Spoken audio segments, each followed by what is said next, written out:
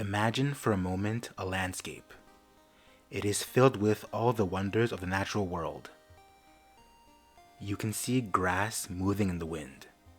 You can see trees as tall as buildings. You can even see animals going about their daily routine.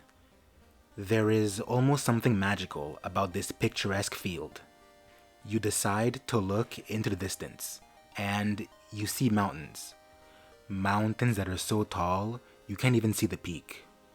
But somehow, you see something even bigger.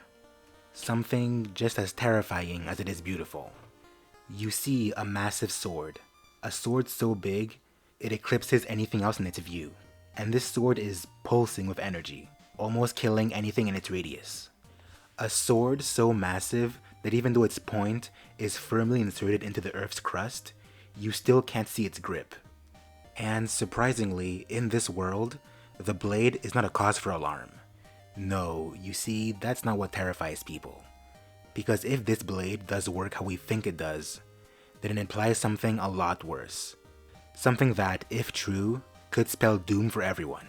Hello everyone, my name is Big&Blue, and today I'd like to do a very quick, one-shot world building project. And in this project, I would like to focus on a world I like to call Sky Edge, which is still a working title. So the world of Sky Edge is a post-apocalyptic medieval fantasy. And to make matters worse, this world is embroiled in several wars being fought by different factions and every major royal family. And these massive wars are being fought by knights who are born with unique powers. And here's where we get to the power system. So some people within Sky Edge were born with a unique power source within them. For now, let's call it mana. And mana can be released from any part of a person's body. However, this strange and misunderstood power source has a unique ability. Any inanimate object which comes into direct contact with it will be turned into a sword. Before we go any further, I would like to take this time to dissect the magic system in a bit more detail. So yes, like I said, anything that comes into contact with the mana gets turned into a sword. And yet, the original property of the material itself still remains. The only drawback being, this system only works with inanimate objects. Therefore, if you wished, you could make contact with an oak tree and get your hands on an oak sword. And naturally, the sword would be as strong and as durable as oak. But one thing you should keep in mind is that the type of sword you make will inherit the natural weaknesses of that object. So yes, an oak sword is very strong, but get it near any type of flame and it will burn up. So any knight that goes into battle needs to really think carefully of what kind of sword they want to make. And as long as it's inanimate, there truly is an endless array of swords you could make. You can make a stone sword, you can make an ice sword, you can make a sword out of webs, out of fire, out of lightning. If you can think of it, you can make a sword out of it. But of course, there are some rules. You can make swords of different sizes, however, how you do that truly depends on the person making them. Some knights can only make normal sized swords, however others could make massive ones. Moreover, swords can be made of different states of matter. However, that does take some mastery. For example, air swords are possible, but since you don't touch air, learning how to do so takes some time. But Big&Blue, I hear no one asking, is it possible to hold several swords at once? Well, yes, you could theoretically dual wield.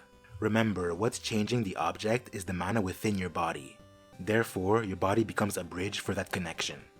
Therefore, if you focused your mana into different objects, the connection you would make would be a lot weaker than if you simply put all your concentration into one object. Does that make sense? In other words, using two swords would make a weaker connection than simply using one sword. And that connection is vital, because if you were to disrupt it, the object wouldn't just return to its natural state, it would be destroyed. If you have been paying attention, you might be left with one looming question. When I first began this video, I mentioned the blade so large, it protrudes from the ground, and it goes so high you can't see the end. The people of this world call it the Sky Edge, and surprisingly, not much is known about it. That is mainly due to the fact that the sky edge seems to be made of a particular material. No one truly knows exactly what it is. However, it is so hot that anything that goes near it burns up. But more perplexingly is how this object even exists to begin with. For an object to undergo this type of transformation, it needs a steady source of mana, which is only possible through a connection with a person. This only leads to one possible explanation. Somewhere out there, someone is making the sky edge. Making swords of different sizes is normal. However, making something as all-encompassing and gigantic as the sky edge is simply unheard of. And from this fact, an almost infinite amount of theories began to spring up from the scholars of this world. But only two ever grew to prominence. The first is the core hypothesis. This theory suggests that the sky edge is made out of the Earth's core. This implies that the person or people who made the sky edge live underground, in their own secret society. A suggestion that contradicts centuries of historical understanding. The second is the star hypothesis. As the name suggests, this theory believes that the sky edge is made out of a star. This theory is a bit hard to believe for most people, since it suggests that there is in fact a group of sky people. The reason why this theory gained so much prominence comes more from a religious standpoint, as some people believe that the sky edge may be created by an unseen, all-powerful god, who may be the true source of all mana. In an effort to uncover the truth themselves, several expeditions were formed to the center of the earth or into the sky. These adventurers come in all shapes and sizes. In this type of quest, anyone is welcome. Whether you're a small peasant girl from the outskirts of town seeking adventure, or you're a knight paid by a royal family who seek to use the power of the sky edge for themselves. And for now, that's all I have to say. I really hope you enjoyed this one-shot world-building project into the lore of Sky Edge. And before I end this video, I'd like to make a small tribute to Akira Toriyama. If you don't know, he passed away recently, and I can't stress enough how much his work has helped in shaping the person I am today. And my reasons for getting back into art and storytelling are multifaceted, but I will say his passing has impacted greatly my decision.